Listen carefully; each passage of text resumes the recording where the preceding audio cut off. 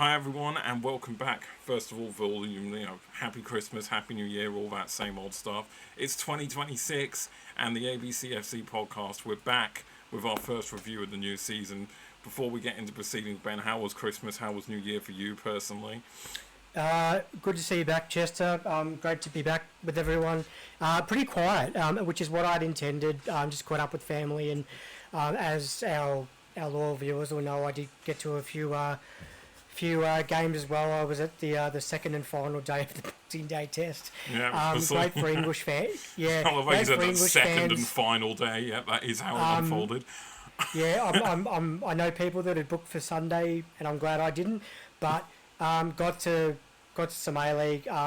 Was at the Newcastle game last night, and a couple of the other home fixtures. The Barmy Army did rock up on the Sunday against Perth, and the next night I think it was Victory Wellington. So they were having a blast. But yeah, really quiet New Year. Renegades played New Year's Day, which was a great atmosphere. But as far as the resumption of the Bundesliga and the continuation of the A-League goes, we've got plenty to talk about. So we might as well get straight into it, yeah? Yeah, pretty much. I mean, you were saying you were at a few different games. I thought you were about to say a few different locations, and I was just going to interject for all our avid watchers out there who would have been following the mass amount of shorts that we, or mostly you, were putting out over that period. That I had about 3 or so shorts, or 4 shorts, that I uploaded on Christmas Day or around that time, where I was in multiple different locations between southern Queensland and northern New South Wales, all on one day. But yeah, so for anyone who's watching this episode remembers that, then, jump in the comments below, let us know, all that good stuff. But yeah, let's dive straight into the return of the action. And I'll tell you what, action is the best way to kind of describe how the Bundesliga just kicked itself right back off after the resumption of this winter break. I mean, what a game. Yeah, that Friday night game was just just remarkable, wasn't it? Now, absolutely. There was a couple of games, obviously, your team being one of them, who had their games called off due to weather conditions, as always is the case at times over in Germany at this time of year. Having lived there with myself, I can attest for that. The snow, and it's just lovely. But anyway, on to the game I'm talking about. Frankfurt 3, Dortmund 3. I mean, what a way. 6 goals. Welcome back to the Bundesliga, people. 6-goal thriller. I mean, it was crazy, wasn't it? I mean, what were your thoughts? I mean, you did the coverage, highlight coverage. I'm just talking like we're journalists here. For the Friday game, how did you find it? Certainly. Look, what a way to start the resumption of the season after the break. Eintracht home to Dortmund. So certainly staying on the doorstep of the top 6 for Frankfurt, which for them, I mean, they'll be looking to get into the European spots. But Dortmund, I guess they'd be thankful that Leipzig, their game with Pauli was called off. Would give them a chance to build on that second. As will you be, because they probably would have won. But, you never know. Weather conditions can play a part. But I guess from a Dortmund point of view, we're here to talk about Dortmund. So they would have been looking to widen the gap from second on teams like Leverkusen and RB. But certainly, look, Dortmund didn't waste any time in getting the first goal back. So I think it was about 7 minutes, within the first 10 minutes anyway. Julian Rice, and this was actually a really nice slow cross in, and Maxi Bayer was on the spot to put it away. Eintracht were handed a fairly reasonable handball penalty on 21 minutes, and the young gun Chan Uzun smashed it home, made no mistake. But after the restart is where things really started to ramp up as far as goals. We did see it was a 6-goal thriller, so 1-1 at half time, but it was Knauf who actually almost made an impact after the restart. Gregor Kobel had to really be on his game to make a really good stop. Felix Metscher actually put Dortmund back in front after the hour.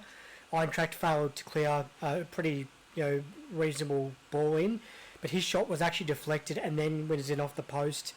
It actually brought the game to life, I thought, but didn't really last long. Now, there's a young forward who we've talked about, I'm sure, in the past, but maybe not on this podcast. But we certainly haven't.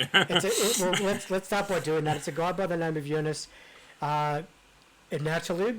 Let's go with that. Yep. Yep. Followers and subscribers. If we've made a mistake there, please jump in the comments. And let us know. I'll start early with the usual references that we do. Eunice Ebnautalib, if you're watching this by any chance, just let us know in the comments how we pronounce your surname. Won't be the last this season, I'm sure. But he broke through the defence cleverly and scored minutes later. Actually, his first Bundesliga goal. He actually had a really good season for Wolfsburg last year, who, as you might remember, they almost won that promotion playoff against Heidenheim. I mean, he was still there up until, literally they signed him as a January signing, of course. Oh, right. Oh, there you go. Yeah, I wasn't aware of that. So there you go. So that just proves the calibre of some of these, Zweite Bundesliga players that can come in and make an impact at the top level. But I mean, look, you can never count Dortmund out. But before that, there was late drama. Mahmoud Dahoud fired in, the first couple of minutes of stoppage time. I think there was about 5 minutes of stoppage time in this one. It was a great goal as well. That one. It was a fantastic goal. Yeah. But Dortmund, as I said, you can't rule them out ever.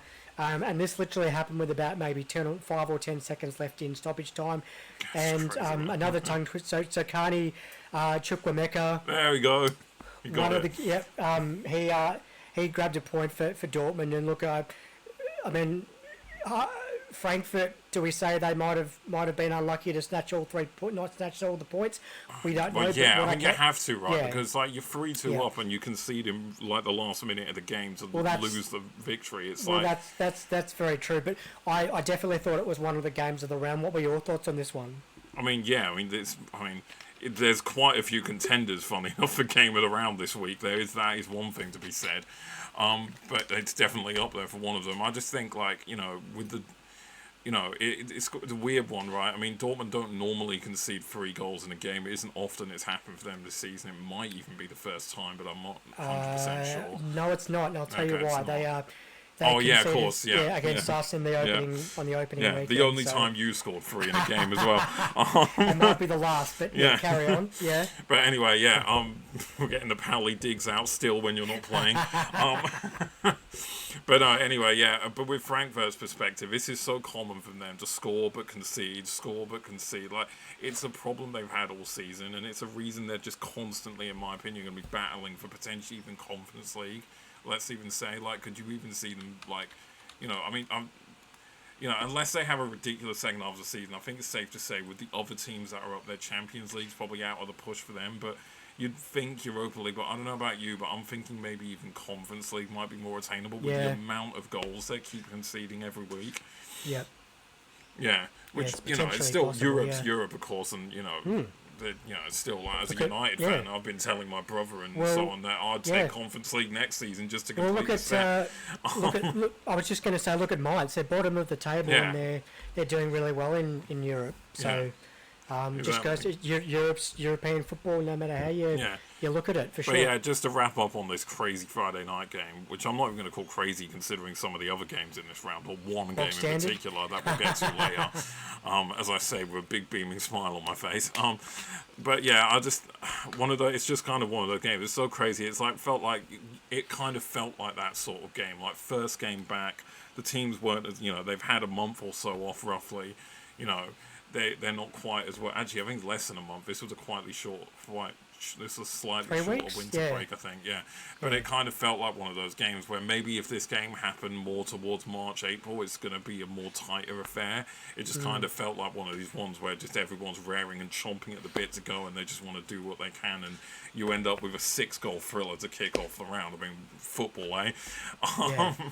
But moving on, one of the games I had a look at, and was very pleased at, Leverkusen welcomed Stuttgart to the Bayern Arena and got absolutely torn apart in that first half. It finished 4-1, but Stuttgart's first half was as good a first half they've put together in any game this season, in my opinion. And I've said it many times before, Stuttgart, I love watching Stuttgart when they're on it, and they were well and truly on it, and especially in that first half. Leveling another 2 goals. He's just picked up the form he had pretty much prior to that winter break after his return from injury. Two really well taken finishes again from him. The penalty, you could argue is a bit soft, but Mittelstadt puts that away. And then Dennis Undav, of course, you're not going to have a Stuttgart game right now this season without Dennis Undav getting himself a goal, are you? One of many who's had a great season, yeah. Yeah, exactly. And then 4-0 at half-time. Leverkusen just completely blown out of the game by all accounts.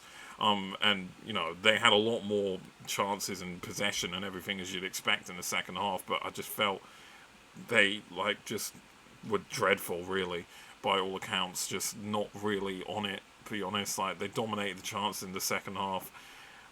Nubel had a pretty good game for Stuttgart, got tested a few times, but not really anything too difficult for him.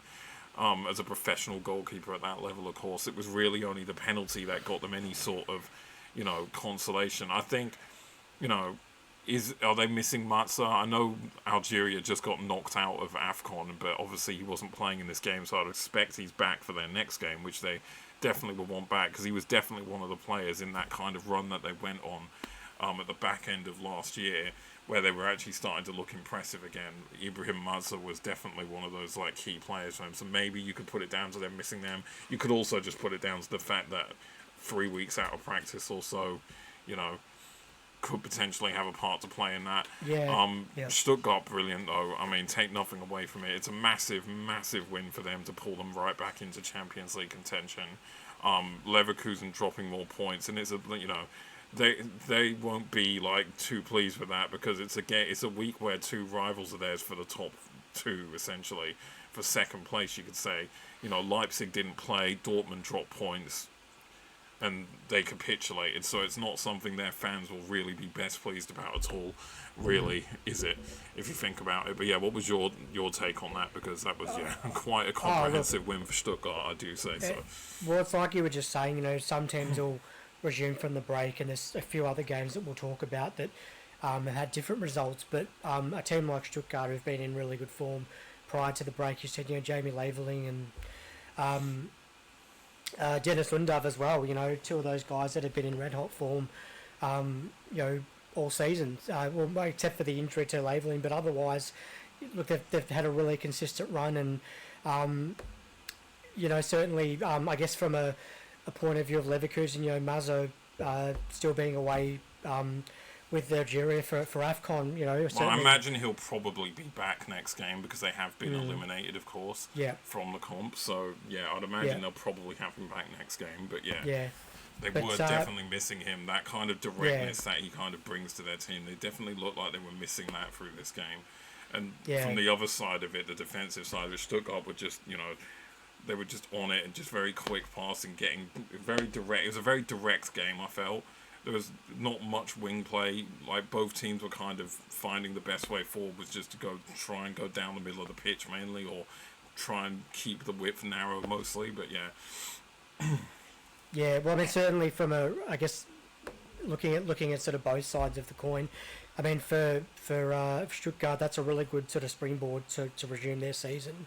But also, as you said, other teams around by dropping points, is probably not great. I mean, it's probably in a way it's good for them, but RB will have that game in hand. Well, I'll just say, Leipzig have come off this weekend looking at the table, being like, you know what, fair enough. They didn't play. Leverkusen lost. Dortmund dropped points as well, and they drew. Leipzig have a right old time not playing, to the fact that their two rivals for second place didn't win. So definitely, that's what you want out of a postponed game 24 hours before the before kickoff. But can't quite say the same for your bunch, and we'll get onto those other games in a bit. Well, there were some other really good games across the course of the week, and the next one was Freiburg at home against Hamburg. Battle of the Bergs. Battle of the Bergs. What did you make of this one?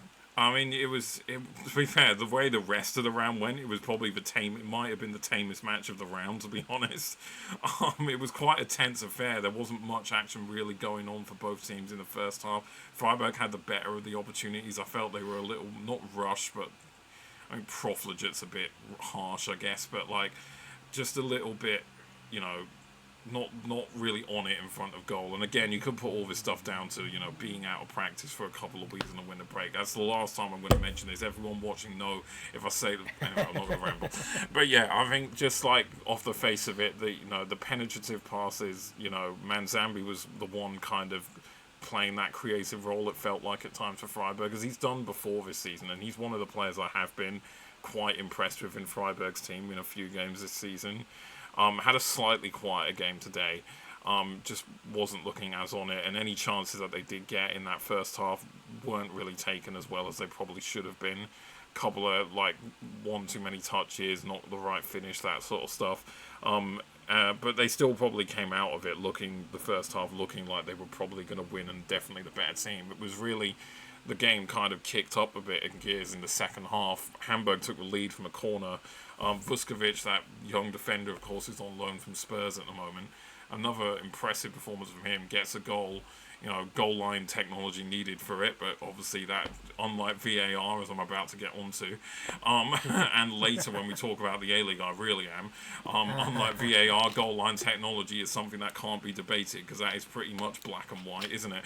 Well, I did see an example of that yesterday, but yeah, we'll talk about that as we go. But I guess I was just going to add to that, I did see during the week, and I've just brought up the Bundesliga website, so Damien Downs, who was formerly at Köln, he actually debuted for Hamburg as well. So yes, I guess with a guy like him up front, he'll be looking to sort of boost their chances in coming weeks. But look, a pretty tense affair. But certainly, look, I think Freiburg did enough to get the win. I mean, you say that, but I'm obviously about to get onto it. So Hamburg 1-0 up, obviously, probably you could argue against the run of play. But then the big talking point, really, of this match comes in the fact of what happens next. Now, I want to know your thoughts on this. Nothing like, it's not like one of these A-League VAR controversies, far from it. But I still felt that the challenge that El Fadli was sent off with to give away the penalty was very soft. If you look at the replay, he's barely got a hand on the back of Hurler, and even then, the foot's got a slight connection. I think Hurler knows what he's doing. He's made a meal of it, in the hopes, and it's worked, and somehow it hasn't been overturned by VAR. Extremely unlucky on Hamburg. Obviously, you have a different view on it, saying get in. But they go down to 10 men. I've got to look after my own mob as well as much as Hamburg are a part of the competition. My platitudes of them can only go so far. You can't deny the fact that you're happy every time they lose a game. But the red card, a bit harsh, but it gets given. They score the penalty, and then they dominate as you'd expect a team with 11 versus a team with 10 to usually happen. But it wasn't really until later on when Matanovic got the winner for Freiburg. So it was a narrow one in the end. I think Hamburg can look at it very unluckily. I know, off the balance of play before they scored, they were definitely second best in that game. But then having gone 1-0 up, Freiburg were given a massive hand with that red card, which I definitely think was a soft red card. But and certainly not the first one we've seen this season, and I'm sure it won't be the last we see as the season rolls on. But I had a look at the next game, and this was actually a really good performance from both sides. Just couldn't be split at the end. It was Heidenheim back at home against Köln, and it was a 2-2 draw. But the talking point for me was Said Almala, who we've talked about multiple times on this this podcast, was left on the bench. But that was obviously a bit of a surprise. But it was Marvin Pieringer who actually stole the show about 15 minutes in. Anyone who's seen the Riley McGree scorpion kick, it wasn't quite that good, but it was still pretty darn good. It was very good, coming in from the cross, you've seen it as well. So that was the opening goal, and everyone in the stadium and even the coaches were in disbelief. I guess they've been in reasonable form, except for they lost pretty heavily to you guys, I think, the last game before the break, if I'm right. Yeah. But aside from that, they've actually been in really good form. We played them, we beat them, thankfully, a few weeks ago. But, they took the lead after 15 minutes. But what we've actually seen this season is they can't hold leads for long. And this was actually evident because a few minutes later, Köln actually drew level through Eric Martel. And it was a really well-timed header to level the scores. But it was Julian Nyhus who actually found a way through the disorganised Köln defence. Sorry, what was that pronunciation? Say his name again. Julian Nyhus. Nyhus. Maybe actually, yeah. I'm looking at it now because I'm getting confused with Florian Neuhaus, and I was like, yeah, that's not the same spelling. Yeah, forget what I said. Yeah. I think if we spend time on these Monday reviews, correcting ourselves on names, we're going to be here for about 2 hours. Yeah, I think. let's. But yeah. Well, our followers have got. I mean, no excuses for me. I lived in Germany for 4 years and learnt the language to a basic to intermediate level. So I don't have any excuses. But yeah, it's taken me half the season to get Köln the pronunciation right just on that. So I'm doing brilliantly. But basically, they were back in front on 26 minutes.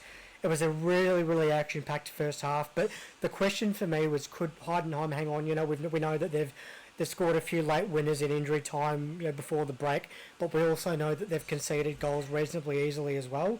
But the answer to that was no, to not anyone's real surprise. So 10 minutes after the restart, the man we just talked about before came off the bench. It was Syed Almala. He actually scored maybe one of his best goals for the season. He basically broke in from the left. Yeah, turned a defender and basically fired it in just inside the box across the face of goal. It's one of the main reasons why Köln are where they are right now, but also for him as well. We know about the Germany call-up, and his star's only continuing to rise, and the points were shared in what I thought was a really exciting contest. What were your thoughts? Yeah, I mean, this was the game for me, which was basically defined by both teams' star men, I guess you could say. Like Said Al-Mala undoubtedly is like not only Köln's star man, but one of the finds of the season really at the moment. Yeah, like definitely. The quality he has, like I don't think Köln are going down, but if they did, I'd imagine he would definitely get a move. I mean, might even get a move to a different club in the league, potentially anyway. Who knows, right? Yeah. He has Dortmund. Something about him has Dortmund written all over him. But well, we've seen that happen this year. I mean, Shuto Machino, who the Japanese striker that I wanted at St. Pauli, he got Kiel got relegated, and he went off to Gladbach, and he's scoring goals and doing good things off the bench. So it's absolutely possible. But as I was saying, it was kind of a game for me that was dictated by both teams' star men, and that's exactly what happened. Elmala came off the bench, got the leveller. Pieringer, who I think has been Heidenheim's star man largely this season, I'd say, got himself an absolutely outrageous goal of the season contender for sure. Absolutely. Brilliant. Sound like Jurgen Klopp, for sure. But so it was just one of those games. I think it's another one for Heidenheim that's just showing every now and then they might have enough to stay up yet again. Because one thing, I know they keep conceding and they're not great at holding on to leads, but I still look at their team and I'm like, Ramai, I still think Ramai's a decent goalkeeper largely.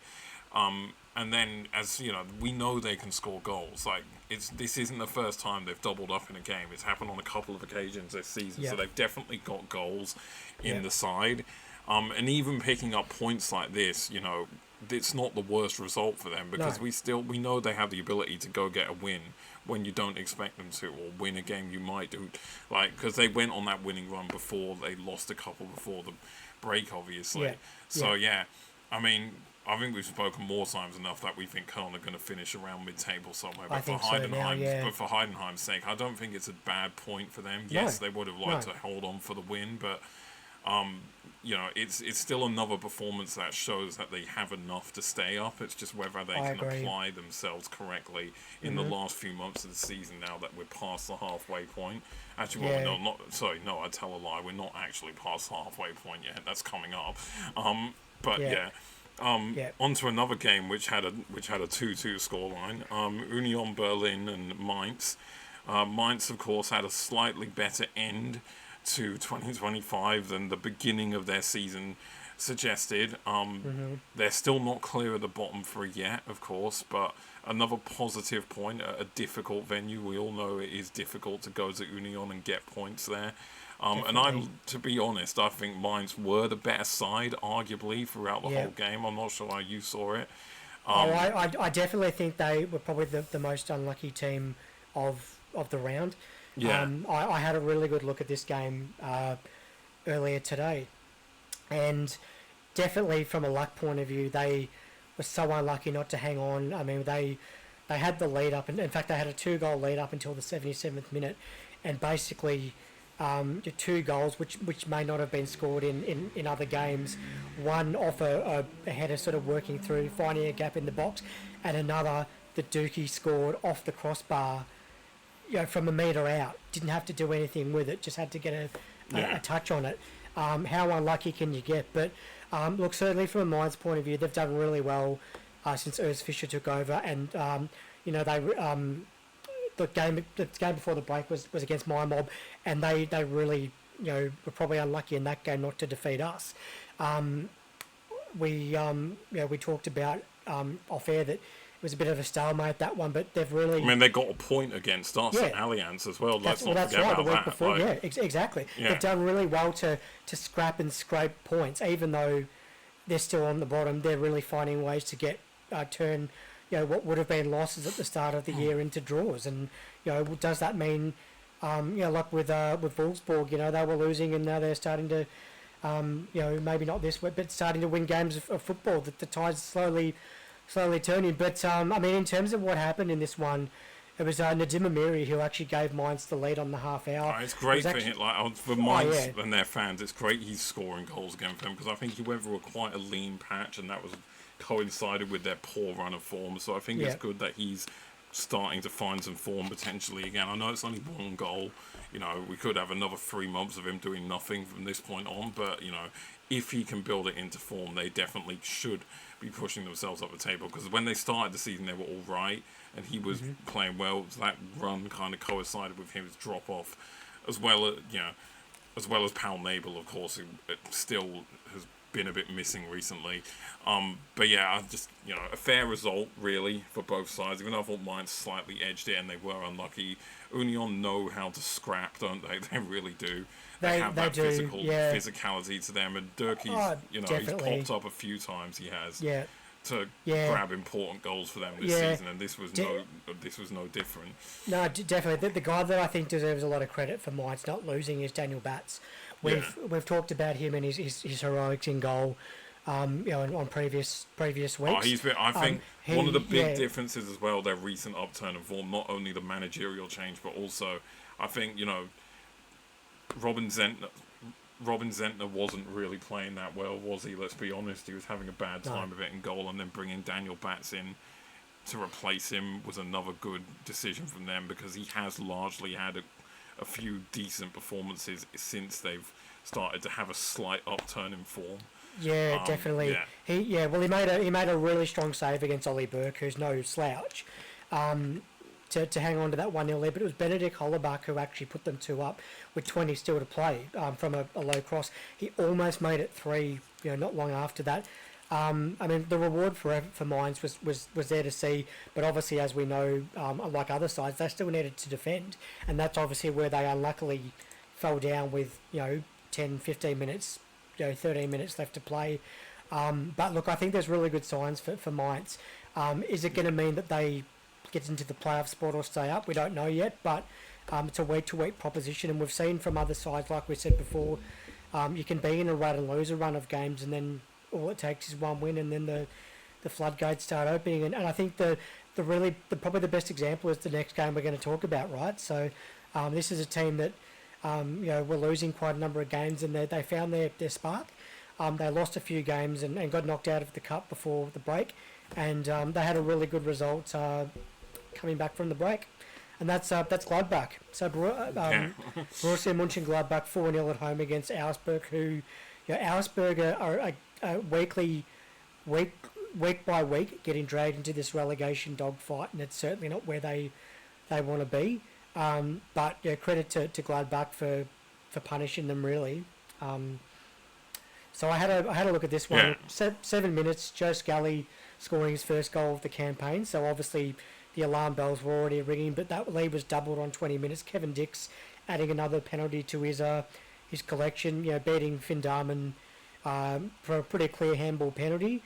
Haris Tabakovic actually ended the game pretty much after 35 minutes, and he's scored a number of goals in both competitions to this point, and he put another one on his books from close range with the head. So pretty clinical up to that point, I thought. But I just thought Augsburg did create some chances, but nothing that really threatened Gladbach, and I just don't think they were really in the game. And Tabakovic, after the hour, he got a double and he's the fourth. He actually could have had a hat trick. It was a 1-on-1 that they completely bottled, which is disappointing because it would have been a good result for him and the team. But like we said, Augsburg, well and truly in that relegation fight. What did you think about this one? I mean, look, it's one of those games again where we ever since was it 8 defeats to begin the season, and then ever since then they've just I know they've had a couple of bad results in between, but largely they've just suddenly turned a massive corner under Eugen Polanski, and I mean they absolutely battered a team which I've mentioned on a few occasions this season I want to see do better purely because of Sandro Wagner. But yeah, I just think they were just way too good on the day, really. Ultimately, the early lead, Joe Scally within 10 minutes, and then the second one comes in through the penalty. Kevin Dix, he's such a good penalty taker, isn't he? He just looks confident when he's kind of stepping up to take it. And then, of course, when you got a striker like Tabakovic, then you're always going to be, in with a chance of getting a couple of goals. He's a definite threat. Yeah, you got it. I think it's those two certainly. If you're looking at how to attack Gladbach, it's certainly they're the first two guys on the list. What I was saying is going to say, if you got a striker like Tabakovic and you're facing a goalkeeper like Finn Darman, then you're always going to find yourself scoring goals of plenty in a game, potentially. Because everyone knows my thoughts by this point on Finn Darman, and he had another average game, I have to say so as well. Definitely some moments he'd want to forget in this one, for sure. I just think that the goal from the corner, of course, where he was bullied and he was complaining, you've got to be stronger from that situation. You really do as a goalkeeper. Yeah, goalkeeping 101. There's nothing really you can complain about there. No. He's just too weak. And then Tabakovic, the header from Tabakovic to finish the game off was just sublime. Just back over the keeper. It's just a proper striker's header. And this guy, I don't know we don't know how good of a season Gladbach are going to have from this point, obviously. But if they don't push up and make Europe, there's got to be teams higher up the league who look at this guy going, oh yeah, thinking of teams who might need that extra goal threat up front. Absolutely. Potentially. There's suitors have to be lining up for him because he is so good. He is absolute quality, this guy is. And I hope Bosnia qualify for the World Cup as well, because then we'll get to see him in the World Cup. I mean, it's going to they'll have a tough run through the playoffs, obviously, but it'd be great if they can, because he'll be one hell of a just player to watch in the World Cup. He will. Definitely. But yeah, I think good win for Gladbach. Poor performance from Augsburg. We've seen that at times this season, but we've also conversely seen them have good performances. So you know, 6. Definitely. I'm going to say some saying, but I forgot what the saying is. Let's just say and move on. Alright, but yeah, on to the final game of the round, of course, as we mentioned before, there were a couple of games. St. Pauli versus Leipzig was called off, Werder Bremen versus Hoffenheim was called off as well. I think that was all of them, wasn't it? That were called off. I think everything else went ahead. But we'll finish off the round with the game this morning, and I mean, look, it's difficult as a Bayern fan to get excited over generic wins, right? Because, we're so good and everyone knows we should be winning the league every season, or at least we should be winning the league every season, let's be real. And this season's no exception. So usually I try and keep a bit of a lid on it and say, we beat Augsburg 3-0. I mean, standard, really. Same old. I'm definitely not going to keep a lid on it now, because this was just remarkable, this was. At half-time, this game looked relatively normal. I don't know how you saw it, but yeah, 2-1 at half-time up against Wolfsburg. I mean, we took the lead early. A bit unfortunate, the own goal from Fischer it was, but, it happens. But then I thought they played quite well, and Pasinovic's goal to get them back into it at 1-1 was quite a well-taken and well-constructed goal as well. Nice little reverse pass. Got him clear of the defender. Neuer came out and just perfectly put it beyond him into the bottom corner. And then we took control, as you'd expect, but they defended well largely. It was only that cross from Elise and just a smartly placed header down into the ground really from Diaz to put us 2-1 up at half time. But I felt like, whilst we controlled dominant, it kind of felt to me like Wolfsburg is still in this. If we win, it might be a 3 or 4-2 or something like that. They'll keep it competitive. to that. Boy, was I wrong, wasn't I? Because people, I don't know, people who were watching this, I don't know if you watched our game or knew the result of the Bayern game, but at 2-1 at half time, how on earth did that game finish? Bayern 8, Wolfsburg 1. That's right, people, 8. 8-1. I don't know if you've seen Ripping Yarns. The thing Michael Palin did after he left after Monty Python finished. But there's an episode in the series called Golden Gordon, and those watching this, if you know Max, my brother, if you're watching this, you'll know it, and my dad, if he's watching this, he'll know it. Where he supports a team called Barnstorming United in the north of England, who are just known for being dreadful. But there's a funny kind of saying in it that fans of the show, and in particular that episode, will know, and I'll do it now in my best Gordon Ottershaw Northern Yorkshire accent. 8-1.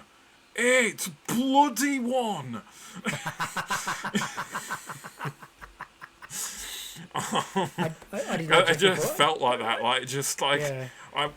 if you remember, like earlier this season, we had a game against Stuttgart, which was a tight affair at half time, and we won comfortably. I think we scored 4 second half goals, and they capitulated. If that's a capitulation, this is a nuclear disaster what Wolfsburg produced in that second half. We scored 6 goals in the second half of this match.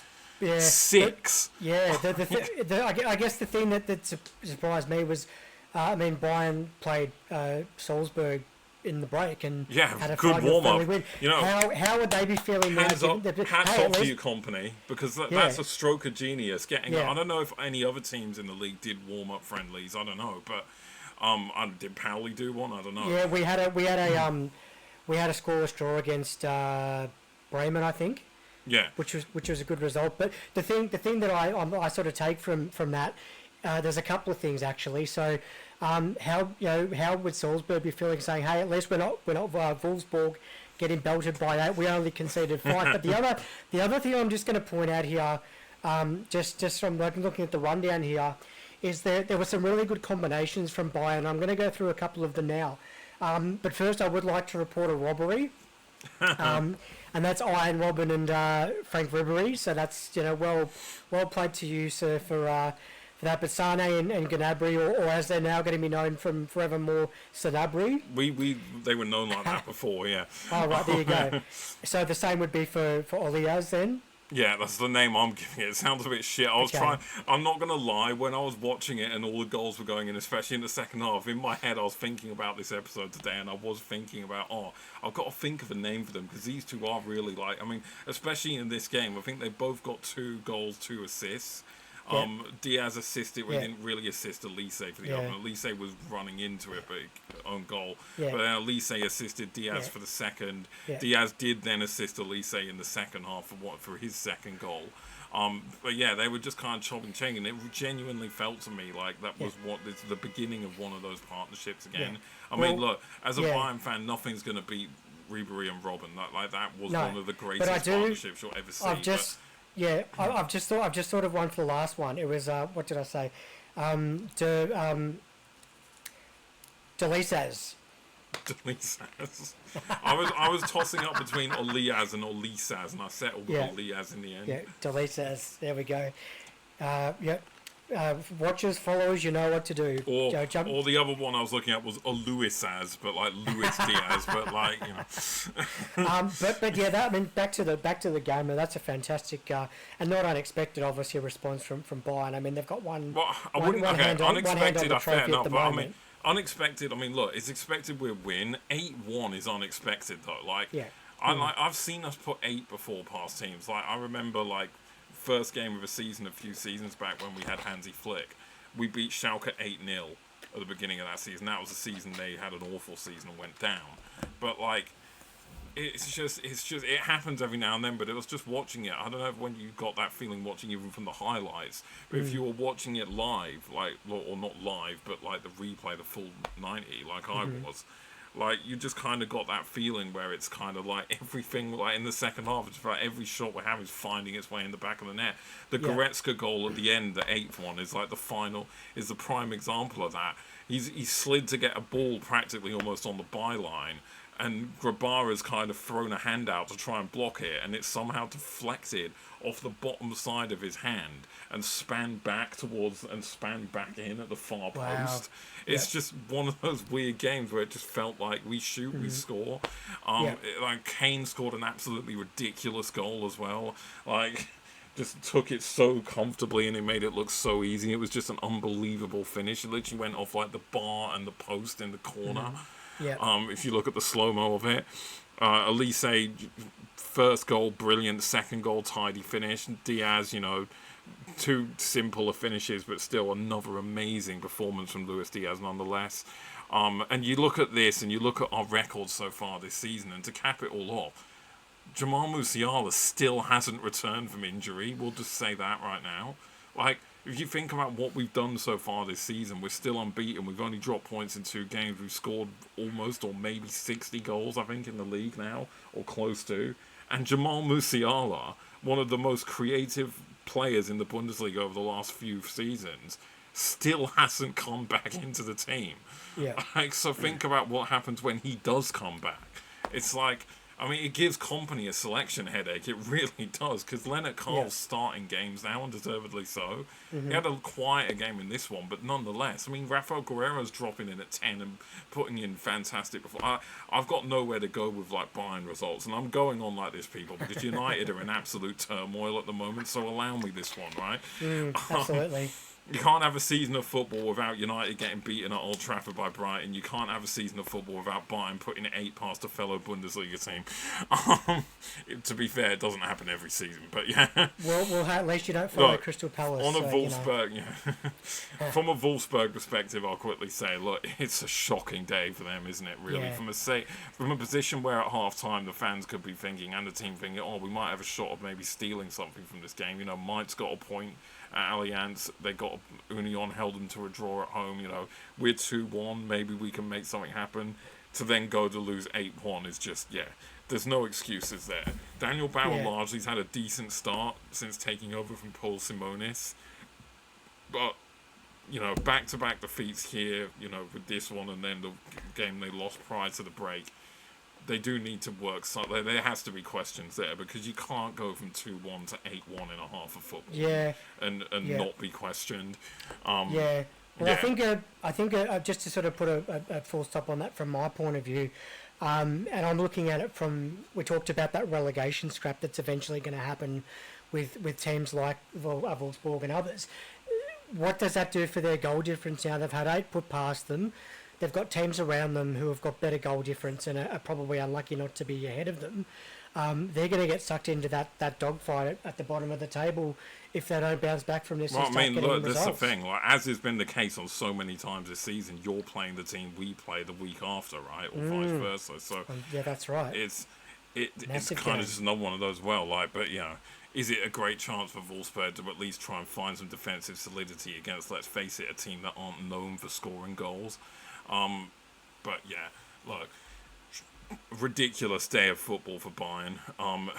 One where questions need to be asked, despite their better form under Daniel Bauer. You can't go from 2-1 to 8-1 in a half of football and be like, oh, it's all rosy and green. Don't worry about it. Right? There has to be some form of accountability there, I have to say. But and he looked lost on the side of the touchline, and when the camera kept cutting to him, I have to say, as anyone would in that situation. Pressure's on for all managers when that sort of heavy defeat happens. But look, I thought in terms of the round overall, this game was fantastic and some really, really exciting, highlights and certainly some good results as well. With a couple of those games postponed, as we talked about. So, I think there's certainly teams that are going to need to bounce back, and there's other teams that like Mainz who continue to scrap and pick up points. But so that was the Bundesliga returning to action. Obviously, hopefully next week there'll be a full roster of games, hopefully. If you made it this far, people, don't forget to like, subscribe, comment, share, all that good stuff. We'll move on to the A-League then, shall we? Which did have a full round of the games, at least. We'll start off with the Friday night game. Brisbane, they're not in good form, are they? They've lost 3 on the bounce. No. I don't think they've scored a goal in any of them. No. I mean, obviously, those who were watching know we haven't covered any A-League stuff, obviously, over the winter time. That has been playing on, like, the Bundesliga. It's been a bit of a weird one. Where we left off, it seems like the teams are back in the positions they were in when we left off, even though there's been a lot of change during that time. Yeah, as a City fan, I'll just say we don't need to talk about what happened pre-Christmas at all between then and now. I will get on to that. The present. Yeah. I will get on to that. Look, Brisbane are suffering what's been a bit of a recurring theme for teams at the top of the table this season. Over that Christmas period, Auckland dropped points a few times. We obviously dropped a couple of points as well. Now Brisbane are doing it. That's 3 defeats in a row for them. It's like no one wants to win this league, it feels like. I know there's a bit of a gap now between the top two and the rest. So I'm hoping, being a Sydney fan, being involved in that top two, that gap can widen or at least stay the same. And we can, it can at least be a 2-horse title race rather than a 6 or 7-horse title race. But yeah, what did you make of it? I mean, I felt it was a very comfortable win for Auckland, as Brisbane look like they're starting to get found out a bit, if I say so. No, I completely agree, and I say that because I saw Brisbane live on the Tuesday night prior, and they just didn't really offer too much in terms of goal scoring opportunities. And look, City only won that game 1-0, but still, they've got issues. They were beaten pretty soundly by the Phoenix the week before on their own patch. So Auckland, you can't really sort of go into these games sort of thinking that they won't win games, or at least take points from those games no matter where they're playing. They're the sort of side at the moment. Corrick has got them firing, and to the point where they can show up anywhere, anytime, and get a result in some form. But from a Brisbane point of view, Sam Cosgrove scored after 6 minutes. I mean, really, that sort of tells me that the defenders could have done a better job to clear the ball, and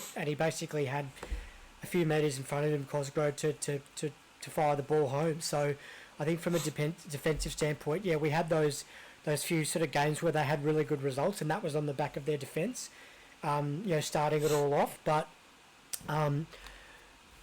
both keepers actually were tested close to half-time. It was a pretty tame fixture, this one, to be honest, after that first goal. Yeah. But Dean Bazanis is the one guy, from a Brisbane point of view, I'll say, who's actually done quite well this year in preventing his side from not being beaten further. I think I mentioned to you last week, he had a concussion against us, and he had a massive bandage around his head. He looked like Voldemort in the second half, but he's had a really good year for them, I think, with not a lot of reward to show for it. But Lachlan Brooks' second goal was, we talked about some goals in the Bundesliga that were quality. This was fantastic, a nice left foot hit inside the box via the far post. And I love it when they go, I love it when shots like that deflect off the inside of the post to go in as well. It just makes it look even better. Mm-hmm. Yeah. Definitely, great goal. He's been very good for them this season, I have to say. So, I think as the season goes on and they get into finals, it's going to be a guy like him who's really going to be a catalyst for how far they go. Can they go one better than they did last season? That's something we have to wait for. But Brisbane, that's back-to-back defeats for them and no goals, as we mentioned before. Three in a row. Back-to-back. They lost 3-0 to Wellington, or 3-1, or whatever it was. 3-0, I think it was. So they've got issues, and we all know about what happened against the Mariners and the fiery scenes that happened there. And is there a little bit of sort of, I don't know what Volcanis is sort of saying to them, whether their minds are sort of slightly off the on-field stuff and they're more interested in the I don't think it's that. I just think, they had a ridiculous start to the season, of course. Pre-Christmas they were really doing well. I think it's starting to catch up with them though, because I think they were kind of punching a slight bit. If I'm honest, there's a reason we predicted them to finish 11th or whatever it was, because the squad still doesn't look like it's the strongest squad in the league, and I think they've slightly been found out now. They weren't scoring a lot of goals anyway to begin with, but they were doing well defensively. But I think teams have now realised if you can find ways to score against them and break them down, then they're there to be beaten, because they themselves are going to struggle to create loads of opportunities to score loads of goals. I know they've had a couple of big wins this season, but largely goal scoring has been their concern more than their defence. Yeah, but look, for Auckland's sake, it's another win to kind of show that they still mean business. They still look like one of the best teams in the league. Absolutely. Sam Cosgrove looks like a right handful when they really get it right, and this was one of the games where they got it right to him with the service. And as I said before, Lachlan Brooks one of the players of the season so far, in my opinion. But yeah, look, solid win for Auckland. Brisbane need to arrest this kind of slide of form that they're in before they start to slip out of the top six altogether, because it is really close. Let's not forget, in that top six at the moment. Yep. On to another game, on to the next game then. As a Sydney fan, I don't know why I suggested that I would watch a game between Melbourne Victory and Western Sydney Wanderers, but I only seemed to realise that when I was about 15 minutes into watching it. But yeah, look, you'll be happy. I mean, we're both happy, of course. Well, I'm not happy because Wanderers won. You, obviously, being a City fan, are happy that Victory won and Victory lost, and you don't give a shit about Wanderers, really. You don't hate them or anything like I do. I just don't like watching them play. But this is how we, as part of our job, that we do need to see how they go. Yeah. I'll confirm right now. Despite the fact that they won, the performance was still diabolically tragic. It's just not good football to watch. I'm sorry, Wanderers fans. I've said it many times before, but surely you have to agree with me. Alan Stadgeball, as I'm now calling it. But they should start calling him Alan Static, because that's genuinely what their football feels like at times. Alan Static, that's brilliant. Just not moving anywhere. It's just atrocious. I'm sorry, just lump the ball up, hope Barbarouses or Barella or someone runs onto it. Like, the amount of times in this game that either it was Barbarouses or Barella or Aluqual were just running onto balls with lost causes, turning around and having no one within like 10, 20 metres of any sort of decent support was just staggering. Victory still lost, but they absolutely obliterated them in terms of possession, chance creation, all of that stuff. It was just a penalty, essentially, that won it in the end for Wanderers. Their goal threat right now is set pieces or the long throws from Pantazopoulos. That's really what their goal threat is at the moment, and it's ridiculous. But yeah, look, Mata had a slightly quieter game than he's been recently, because he's been in some great form recently. He was still trying things, and it just wasn't coming off the same way.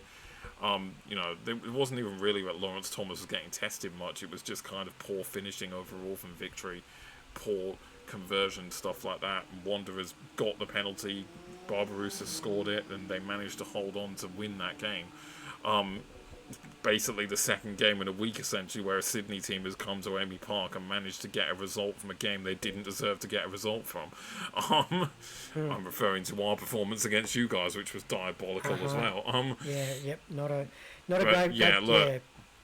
Just, they won, but the performance was still much the same, largely, from Wanderers. But look, Victory's 5-match winning run comes to an end at least, so yeah, I'm sure you're pleased about that. I'm over the moon. I think that's just had to happen eventually, and is it a little bit of karma for them beating us in a pre-Christmas derby where they were second bottom, maybe. But look, I have to say, and I said this yesterday to someone at the City game, they've done really well to sort of get their season somewhat back on track. Nikos Virgos, I think, has been a really important player for them. Mata as well, having that experience.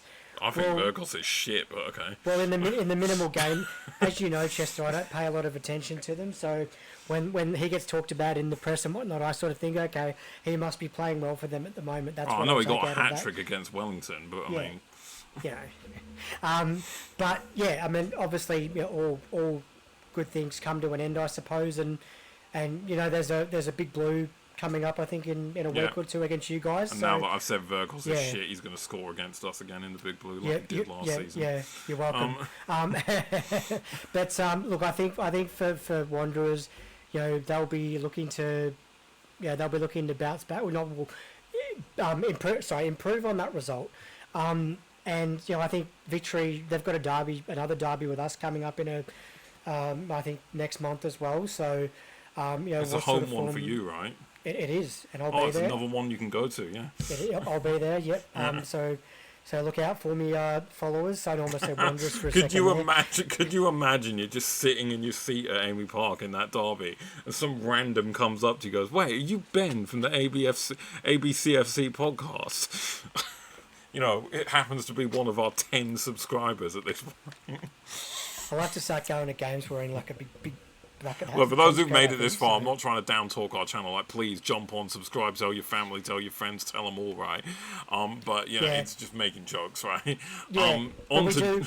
Yeah. I was just going to say, we've had comments over the weekend. Like, we do appreciate the support. We do like the stuff that you guys have to say. It's really good for us, and certainly we're we enjoy bringing even the short clips that we've put through over Christmas and New Year, and for the games as well. We certainly enjoy doing those, and it's great that you guys are enjoying the work that we do. But to put a pin in this one.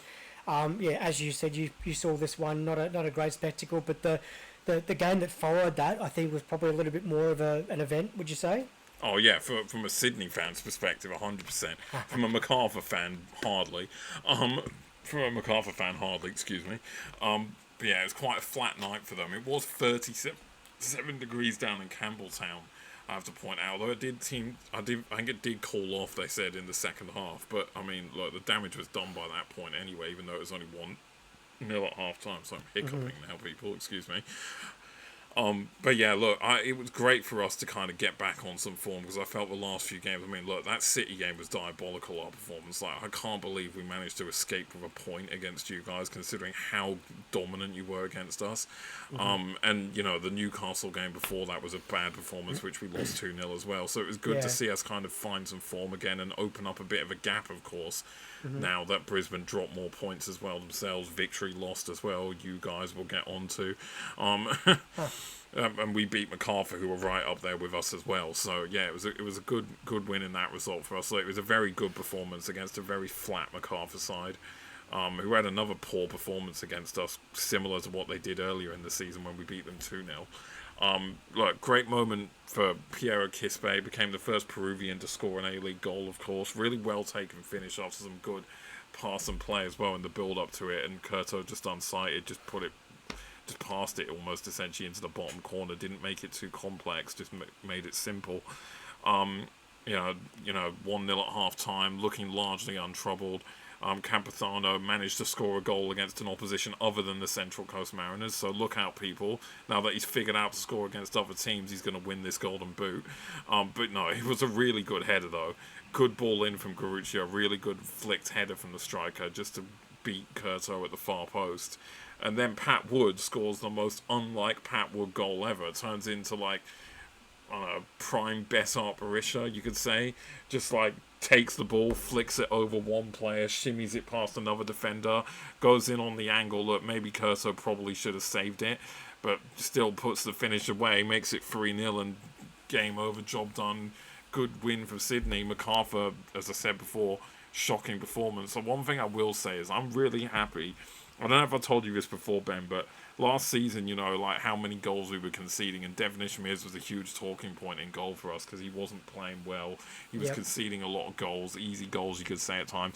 A lot of my friends who were also Sydney fans were constantly slacking him off last season, saying, "Oh shit, why did we replace Redders with this guy with less experience?" Well, I kept seeing it in the games that despite the fact he was conceding, he was playing well. He was being brave. He wasn't shying away. I'm so happy right now he's proving me right, because I knew there was a keeper in there, and that's his 6th clean sheet of this season, and he's deserved every single one of them. I mean, for yourself, he was excellent against you guys the other day. He was. Forget the fact that we've forgotten how to score, but he was fantastic in that game, And this was another game where he had less to do than the City game, but he still, when it matters, like what I've liked about him this season. Last season he seemed a bit weak. He's a big guy. He's gone bald now. He's gone with a full hard man look. I don't know if you saw that. He's like shaved his hair off and everything. No. But he's quite a big, like, top body guy. So like he's using it to his advantage. He's figuring out that he should use it, and he could use it to his advantage this season. And there's been a few times, and in this game it was no exception, this season, where when crosses come in, high looping balls, he's getting quite good at just pushing players out of the way and getting on the end of the catches to stop any like goal threat from aerial situations. A lot of the time. So and his bravery was good last season, and it's still good this season. I just think he's the composure's ramped up a level though, and he's been one of the goalkeepers of the season, probably just behind your goalkeeper, of course, who I think has probably been the best of the season. I think he's probably up there. But if you heard me laughing just a second ago, Chester, as you were talking, it's because I've just spotted something in the next game that I did find quite humorous. I already know what it is, but we'll save that for the next game. I'm sure you've already worked it out. But I'll finish off in our game by saying, look, it's not without a talking point. I mentioned VAR earlier, and this is what I'm talking about. Look, I've had a lot of times on this podcast and even before the podcast, where I've been very vocal about how ridiculous VAR calls against Sydney are, and to prove I'm not biased here, people, I'm gonna do one against MacArthur, our opposition here. Within the first few minutes of the match, I don't know what your thoughts are on this, because I'm assuming you've seen it as well. How Paul Okonengsler did not get sent off in this match is beyond me. Late on the challenge, studs halfway up Caceres' shin, and it goes to VAR, and I'm watching it on slow motion when it's going. I'm like, oh, we're fucked here. He's gone. We're down to 10 men early. This is going to be another difficult game. And then they just ignore it and move on, and they're happy with the yellow card. But I don't get how on earth it can be that level of incompetent at times in this league. It's so often they just get things glaringly wrong, and this is against my team. I'm happy to admit, and not look, it fucks us over more than enough times. I'm happy still to admit when we got away with one, and we damn well got away with one in that game. Yeah, great win, but we really got away with one, because that was an awful tackle, which should be nothing else but red, but was only a yellow even after review. So I don't know. What were your thoughts quickly on the game before we move on? Look, certainly great effort from Sydney to carry on what they've been doing. The VAR situation, look, there was a moment in our game, which is the last game we'll talk about, where I've got some points on that as well, and I've talked about it in the shorts in the last couple of games as well, where there's been VAR issues that really shouldn't be issues at all if the technology is used the way it should be. But from a point of view of this game, Kispe, first Peruvian to score in the A-League. That's a really good thing for him to have happened. He's could be the only one. We don't know in coming years what's going to happen. But like you said with Devon Ishmears, he's one of the better keepers this season. And I think the fact that he had his issues last season, as you said, and he's fought back really well to become one of the better keepers in the competition, speaks volumes of him as well. And like I said, you've got a big blue.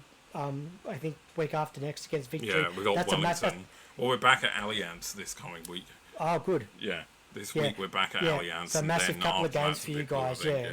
Yeah, to consolidate. But just games like this, just winning reasonably comfortably, but the VAR decision was very lucky for Okonengsler, but like I said, it says plenty about the technology that isn't up to scratch. Exactly. Look, we'll move on now. We'll try and speed up a bit because we have gone past the hour mark. I just saw, so we don't want to bore people to death. Look, there was one more game on the Saturday night. Sorry. What's turning into quite a standard win this season for Perth, who just continue to impress me. I don't know about you. 3-0 against 3-0 against another shocking Mariners performance, in all honesty. It's just not working under Warren Moon. I know they don't have the greatest quality across their squad, but I just feel like something's not right with this Warren Moon appointment, and it's it's too. I know they battered Adelaide before this somehow, but it's what the A-League's been like. But that felt like just a flash in the pan, really. This one felt like much more standard Mariners. I know Perth are getting difficult to beat at home, and especially with someone like Tom Lawrence, who had another fantastic performance. Yeah. Look, just to go through it quickly, Nick Pennington opened the scoring, poor defending for Mariners, leaving that unmarked on the back post. He's having a good season himself in front of goal, to be fair, Pennington. And it just, from that point onwards, it really just felt like Perth took control of the game, really. Mariners not having much to show. I think DiPizio had a chance or two, but it wasn't really much to write home about. It wasn't like a chance he should have scored. It was more like a chance that would have been amazing had he scored, rather than bog standard, really. They just they're just not good at getting on the ball right now. They're just something's not working. It seems like he's trying to play the same way he was playing with Brisbane, and they were better with it because they just had the players to suit it. Mariners just don't have the physicality in the team largely to play this way he wants to play. No. And it was over before, like, at the 1-0, you just kind of felt it was over. Tom Lawrence was doing his usual thing, just finding a lot of space and profiting from it. Got himself a goal, of course, to wrap up the scoring. And just, it's a real statement on Perth's top 6 chances, really, isn't it? Yeah. Like, definitely. And look, the one thing I'll say, look, I'm a really big rap on Adam Griffiths. Not only because of what he's done for them on field, but his post-match presses are slowly becoming, well, not slowly, they are becoming must-watch events every week. I need to check these out because everyone's talking about them. I need to check these out. Do yourself a favour and check him out. He was brilliant again yesterday, and he's just a very cool, calm, collected customer. But he's got them humming at the moment. Perth. He's taken them from a really, I think I saw them a couple of months ago. Might have been against Victory or somebody else, and they were awful. And look at them now. They're winning games at home, and they beat us reasonably convincingly. I was going to say, look, Mariners probably went into this game with that 4-0 win against Adelaide with a bit of confidence, but it wasn't long before they were taught the don't underestimate Perth lesson that you guys in particular fell prey to. Well, it's the first City home game in a while I've actually left before the end. After Lawrence scored those that of you last goal, who I was obviously because we didn't do a full review of that one like these reviews. Those of you who are curious who haven't seen it, he did upload a couple of shorts from that night, and his Ben's post-match review when he got home is a must-watch because that's the first time I've ever seen Ben really just down on a performance from his team, and I'm assuming he's got a bit more to say in a moment about another performance. I do, but yeah. I guess just a full stop from me. In terms of the Mariners, if they keep going on like this, they're going to be winning once in a blue moon. So let's move on to the final game of the round, second last game of the round, shall we? Look, we've got to finish off at Amy Park, but we'll make a quick pit stop at Westpac before we head there, as Wellington drew 2-2 with Adelaide. It was just a game of two halves, really, wasn't it? Because Adelaide looked brilliant in the first half. Wellington looked way better in the second half. And that's maybe the fairest assumption you could make. Adelaide scored 2 in the first half. Wellington scored 2 themselves in the second half. Probably should have won it late on, if I'm being honest. I agree, Look, another good, promising showing from those young players of Adelaide. Duzal was a good goal, obviously. Great finish it was to open the scoring. And as I said, they were 2-0 up, and then looking comfortable, and then Wellington just kind of got their act together in the second half, really. A much needed goal for Corbin Piper, who's looked in recent weeks like he's a threat, but without getting the goals to show he's for it. He's been great for Wellington, But got the goal. One of a few. Good header, I'll be honest. Good header, But I mean, look, you did most of the coverage on this one, so I mean, what was your takes on this? I thought, As I mentioned in our rundown, definitely a story of two halves. Adelaide, I guess, would be more disappointed for giving away a 2-goal lead with not a lot of resistance. Whether that resistance is the fact that they just weren't defending well enough, or Wellington were just they took their opportunities, and as we saw, they only needed 2. And I watched the entire game yesterday of this one, and that's sort of what it looked like to me. Duzal's goal was terrific. He's been a really good young player for United. But Ryan White, another one of those guys that was in the right place at the right time. But look, I just think it was one of those games where, Phoenix unluckily, well, not unluckily, it was offside. They could have pinched it late, but I think Phoenix would have been the happier of the two sides, really. Coming back from 2-0 down and fighting really hard to get that point at home. Yeah. I think it's a fair reflection on how their seasons are going right now. Both of them are kind of middling teams, it feels like, right now. Yeah. Mm-hmm. Like, every now and then they'll pull off a good result and they might have a little run of form, but then they'll always kind of dip off here and there. So it's kind of a fair result, I guess you could say, between the two sides. Although Adelaide, having lost 4-0 to the Mariners in their previous game before this, would have been a little disappointed blowing a 2-0 lead when it looked like they were going to turn around and respond with a win. But But on to the last game of the round and the last game of this week's review. You got a bit to say about this one, don't you? I will preface this by saying, obviously, you guys had a run of 7 consecutive home games over the Christmas and New Year period. There's still one more to come, of course, against the table toppers at the moment, Auckland. Yes. And what's truly remarkable about this is, of those 6 games that you've played in a row at home so far, you've only won one, and that was the one against Brisbane on Tuesday last week. Yeah, because you lost this one to Newcastle 1-0. You probably should have beaten us, but at the same time, you could have lost to us, but then ended up drawing to us. That Perth game, I mean, look, you don't want to talk about that Perth game anymore, obviously. Let's not. But certainly that's and then actually, obviously the derby, and then the draw against MacArthur in there as well. Like, Did we play a game just before Christmas here? Did we? I didn't know that. But I posted late last night when I came back from this game, so my thoughts are pretty clear on that. But I'll sort of reiterate that. Definitely, and we've talked about this, Chester, previously. The condensed fixtures in this Christmas period, the Asian Champions League. We've said before they've caused problems for other sides, and it's happening to us. I'm in no doubt about that now whatsoever. The fact that we haven't invested, I said this to somebody yesterday, we haven't invested in a proper striker or an experienced attacker. I mean, Kanamori in midfield was missing. He's been great. Yeah, you got injured against us. Yeah. Naboo up forward has been a great player, but I don't think he's the answer. Caputo's been good. I don't think he's the answer. But look, from a point of view of that, I just think we've forgotten how to score. Our final ball is a bit of a concern. I saw Lawrence Wong, who came off the bench on Tuesday, should have scored it towards the end and he could have put the kettle on and had a cup of tea. He had that much time to finish, but that's been the problem. And it's great that these young kids are getting a chance. And you know what I've said about these young guys, but it's starting to catch up with them now. And it's really starting to hurt our chances because we've got these.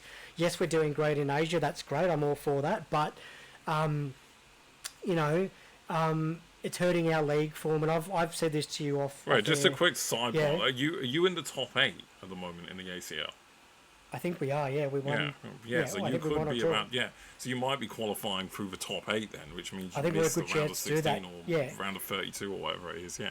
Yeah. So I think we're in good shape there, which is good. But I've said this to you before. I really have doubts about whether this team can make finals.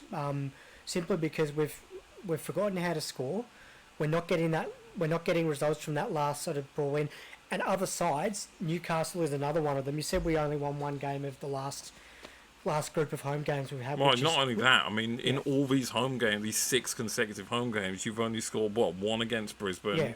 One against Perth, one against MacArthur. Like, you've only scored 3 goals as well. That's what I'm saying. In those 6 games. Exactly. And I don't know whether it's a sort of an ultra... And I know you said there's still one more. That could change. You are playing Auckland next, so it doesn't look off the face of it like it's going to be any different. No, I'm not expecting it. No, I'm not expecting it to be. Sorry, fellow City fans, but I've been to these games and I sit in the stands and, I said... And you've seen from the videos, Chester, there's 6 rows of empty seats behind me. That's what's happening. We're not getting amazing crowds. I said to you the other day, the Barmy Army were in the stands for the Perth game. And I said to you, we might get 5,000, and that was on the back of those guys because they didn't have a test match over the road to go to. So, but it's a shadow of the team that they were last year without any shadow of a doubt. And I just don't know where it's going to improve. I don't think it's going to improve on Friday. I think Auckland really are going to be a cut above for us. But the talking point for me yesterday... The goal. That was the goal, but what happened before the goal? I'll get to the goal in a second because it was a fantastic finish and credit to Lockie Rose. When I say the goal, I'm talking about the lead up to it. Yeah, the lead up to the goal that wasn't given. Yeah.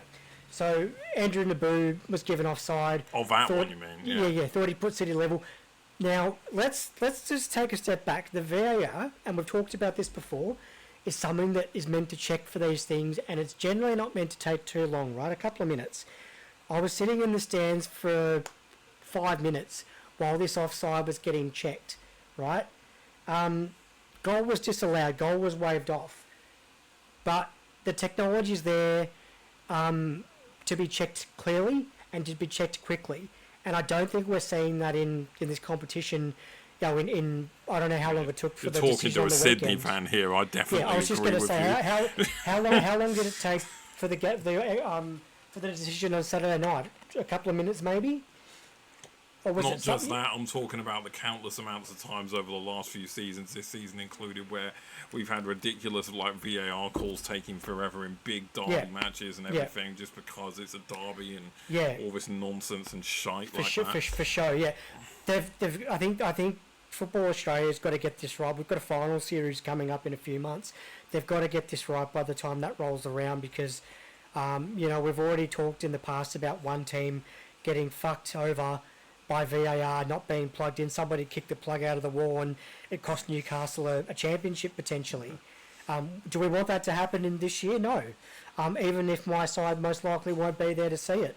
But in terms of this game, look, I'm going to give full credit to Newcastle here. They were the better side, especially in the second half.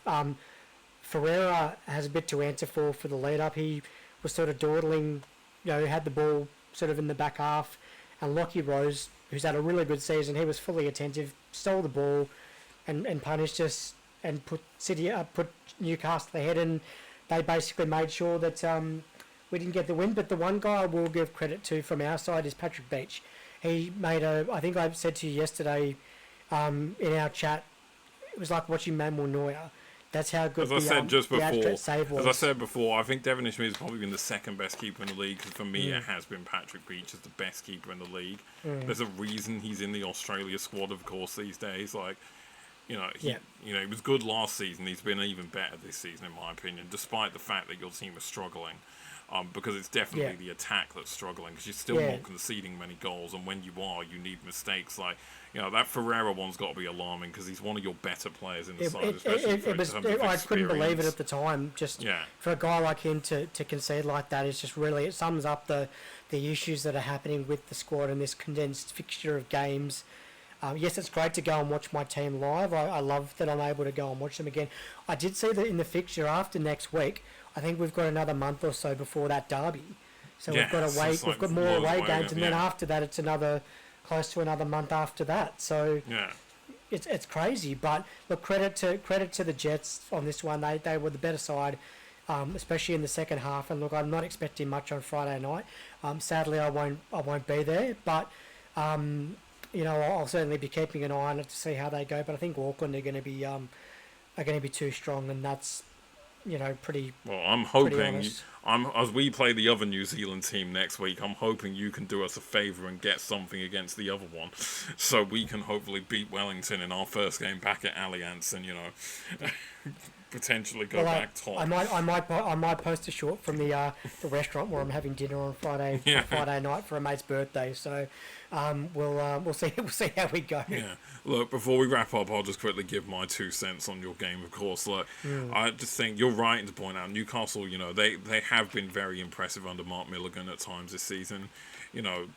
This one was a much more different sort of of recent weeks, like when the season began, it felt to me like they were just trying to outscore the opponent every time. They weren't too concerned defensively because they were giving up a lot of cheap goals defensively. In the last month or so, I'd say, I think they've started to work on their defensive game a lot more, and it's showing with some of the results they've got. They've beaten you guys at Amy Park, they beat us in Newcastle. They went and beat Auckland away in Auckland for the second time this season as well, of course. So they definitely have shown they can be a real contender for the top 6, like with Perth this season.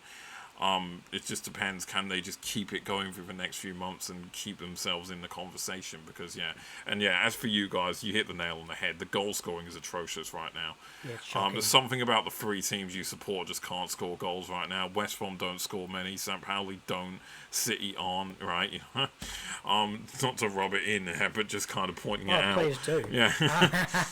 But yeah. Hey, West Brom won in the FA Cup on penalties, right? That's true. That's more than what I can say for United. Right. It's more than what I can say for United this morning, unfortunately. Doing okay. But yeah, look, in the sense of like, well, because you're doing so well in Europe, because you're doing so well in Asia, the other point is like you're not going to get eliminated immediately and then be able to focus on the league campaign. It's almost like you're expecting that they're trying to throw everything into the Asia basket to try and go as far as they can and maybe even win it. Who knows, right? Which would, like, if you miss out on finals, right, just hypothetically, and you win the ACL, I mean, you would 100% take that any day of the week, wouldn't you? I certainly would. And I think part of that is because I'm sort of, and I said it last week, I'm half expecting us to not make finals just simply because we need to find a way to score and not be scored against, and I just think that's really difficult at the moment. But look, as I said, I guess like if you don't make finals, but it's at the expense of you going far in Asia, I don't think you're going to be too annoyed at that. Obviously, no. Putting most of the eggs into the ACL basket, I think won't. I think it's going to be a good thing long term because we need. We won silverware last year. Can we go deep in the ACL this year? Who knows? I really hope so. If you win it, you'll like Wanderers have the fact that have one thing over us, and that's that they've won the Asian Champions League. We haven't. If you win it, you have that over victory as well, right? Who? Like, sorry, who? I mean, Wanderers. Yeah. No, definitely. But look, to wrap up my thoughts on your game, look, it's just another one of those games where, like, I know, like, the offside from Naboo, it was close, but you can't deny it was offside. Yeah. But then, other than that, it's just, again, really nothing of note. I know you created more against us, but it felt the finishing wasn't quite there, and it is a real problem. Like, a team has 6 games in a row at home, regardless of the congested fixtures and everything. You don't expect to win one of those 6 and only score 3 goals in those 6 games as well at home. It's a real concerning factor. That is really disappointing. Very concerning. And I mean, certainly. But, who knows what happens Friday night. We'll have to wait and see. But in terms of the round overall, look, some really interesting results. That Wellington Adelaide game was that game of 2 halves. Tom Lawrence and Perth, I think, were the standout for me aside from you guys. Just sort of carrying on as you are. Brisbane have got issues. Auckland just carrying on as they normally do. City. City being City and hopefully doing better in Asia. So, that's my... Yeah. But I hope you guys who are watching this, we went a bit longer. I know we had a truncated week with 2 Bundesliga games out, but we just spoke for ages, it felt, this week. So, like, maybe it's like we're too giddy to get back on it, But I hope you guys enjoyed this episode of the A-League and Bundesliga review show. Obviously, we're back with our next tea break episode later this week. Thursday, as usual. Stay tuned for that one, of course, everyone. I hope you enjoy the week. We got lots more action once again coming next week. No big games that I can think of note, like big games, but the action never stops in these 2 leagues, and it's why we cover it, especially the Bundesliga at the moment. So that's a wrap from us, folks. So peace out, take care. And any final thoughts, Ben, before we sign off? Look, just great to be back, and we've said it before, like and subscribe. We enjoy hearing from you guys, so we certainly welcome comments. I've responded to a couple tonight already from yesterday's game, and so the shorts are clearly, that's the other thing. Right we're going to keep doing shorts, people. We are going to keep doing shorts because I've loved the attention we're getting. I think a couple of them got over 1,000 views potentially. So that's really promising stuff. So we're definitely going to utilize that and go with a lot more shorts because there's stuff we can do shorts on all the time, right? I know I need to up my short uploading content game, but Ben's been right on it recent weeks, and obviously with the AFL season starting in the next couple of months. That's a very good interlude there. I was just going to say, footy season's coming up. I'm a big Saints fan, so I'll certainly be bringing... Really? It's not like our listeners don't know that. It's not like every other... Just casual observer. It's not like... As I turn my chair, to the side. But I was going to say, it's not like our tea break episodes every week or every other week are usually something relating to you and your supporting of the Saints. Look, I'll be bringing a little bit of coverage to the channel as the start of the season kicks off at the start of March. I think that's going to be really exciting for us, but also from me getting back into the swing of the winter months as well. That's my main team that I follow in the winter as the Bundesliga A-League season sort of begin to draw to a close. Wrap up. Yeah. But we'll see you all next. But to be fair, we've got the World. I mean, look, there's no end of like content in 2026. We got the Cricket World Cup around the corner, the and FIFA we are going to do a World Cup. preview on that as well, and both of Like, those. I know too, we only like focus Bundesliga and A-League, but I think we are going to do some World Cup content because I mean we're talking about the FIFA World Cup in the summer. Like, definitely. we're not going to ignore that for this channel. No. Yeah. No, T20 World Cup, as you said, we'll certainly talk about that as well. That's going to be exciting. But yeah, we've got a tea break episode dropping later in the week, and that's going to be great viewing as the previous ones. We did drop some, the break in last week as well, and we love the discussions that we've had on those as well. But yeah, stay tuned, guys, and we'll catch you next Monday, and we'll Thursday, you mean? Well, Thursday as well, but we'll also see you next week as well. Yeah. So yeah, as Ben said, peace out, take care, farewell, and we'll see you guys next time. Bye. See you guys.